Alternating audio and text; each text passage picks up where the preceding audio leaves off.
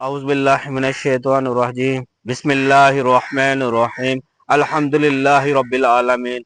सब नाज़रीन को अस्सलाम वालेकुम। आज हम बात करेंगे जिंक पर कि जिंक सल्फेट और चिलेटेड जिंक में क्या फ़र्क है। अक्सर दोस्त पूछते हैं कि जिंक सल्फेट और चिलेटेड जिंक में क्या फ़र्क है।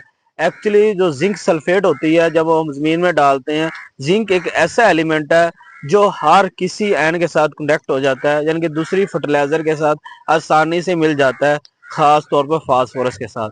क्योंकि ज़मीनों में काफ़ी खादें पड़ी हैं, कैल्शियम पड़ा है, फास्फोरस खाद पड़ी है, जब हम इसे डालते हैं ज़मीन में दूसरी खादों के साथ मिल जाता है। एक और जिंक सल्फेट को जब चिलेशन की जाती है तब वो जिंक चिलेटेड जिंक बनती है। आप सब नाज़रीन को पता है कि आम जिंक को जब चिलेटेड करना है, चिलेशन बनाना है, वो कोई आसान काम नहीं है। उसके लिए इंतहाई मुश्किल और टेक्निकल काम है उसे चिलेटेड बनाना। अगर अच्छी चिलेटेड होगी तो वो रिजल्ट देगी। जैसे मार्केट में दो कंपनी ऐसी हैं, जैसे लिबरल के नाम से एंग्रो दे रही थी, वो इम्पोर्टेड थी जर्मनी से।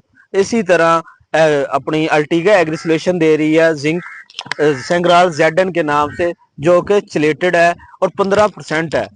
तो इसकी मिसाल आप समझने के लिए ऐसे ही है जैसे कि बकरियों का इजड़ हो और दरमियान में एक बकरा हो, यानी कि जो खसी ना हो। अब खसी अक्सर हम करवाते हैं मुख्तलिफ डॉक्टर से, तो कभी कभार ऐसा होता है कि वो खसी नहीं होता, क्योंकि उसमें कोई ना कोई कमी रह जाती है।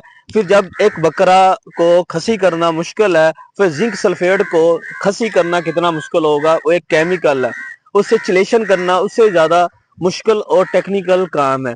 लिहाजा जब भी चिलेटेड जिंक इस्तेमाल करें, सोच समझ के करें, एक अच्छे दायरे से करें। मैं रिकमेंड करूंगा आप लोगों को संग्राल जेडन एक मरतबा लाजमी इस्तेमाल करें। ये आधा किलो फी एकड़ ही काफ़ी है।